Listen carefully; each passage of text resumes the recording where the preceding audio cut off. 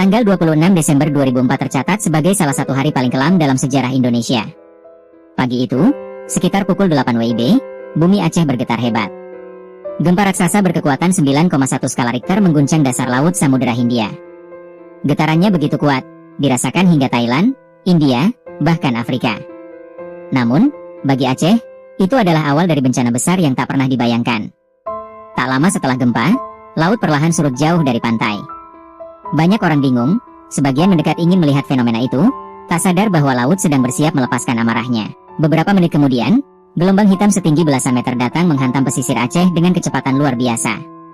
Rumah, sekolah, pasar, dan bangunan megah tersapu bersih dalam sekejap.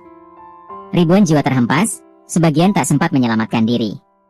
Di Banda Aceh, Masjid Raya Baitur Rahman berdiri megah di tengah kota. Air bah datang membawa puing-puing, kendaraan, bahkan bangunan runtuh, menghantam apa saja yang ada di hadapannya. Namun, ketika gelombang besar itu mencapai kompleks masjid, sesuatu yang luar biasa terjadi. Dinding masjid yang tebal dan kokoh tetap berdiri, kubah hitamnya yang menjulang tinggi tak goyah.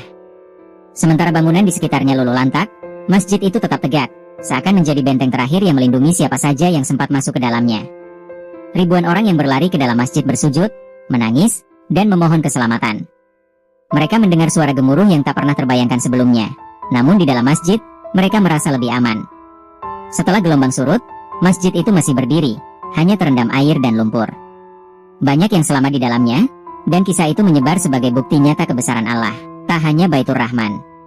Di pesisir barat, Masjid Rahmatullah di Lampuk juga menjadi saksi keajaiban. Desa Lampuk hampir rata dengan tanah, rumah-rumah hilang, pohon tumbang, kapal terseret jauh ke daratan. Namun masjid yang berdiri di tepi pantai itu tetap tegak. Dari jauh, hanya kubah dan menara masjid yang terlihat di tengah hamparan lumpur. Gelombang besar memang sempat merusaknya sedikit, tapi bangunan utamanya tidak runtuh. Warga yang berlari ke masjid itu banyak yang selamat, dan hingga kini Masjid Lampuk dikenal sebagai monumen hidup dari tsunami 2004. Di beberapa tempat lain, fenomena serupa juga terjadi. Ada masjid-masjid kecil yang tetap berdiri meski rumah di sekelilingnya hancur. Cerita-cerita itu terus diceritakan dari mulut ke mulut, menjadi penguat iman masyarakat Aceh bahwa masjid bukan sekadar bangunan ibadah, tapi juga simbol perlindungan.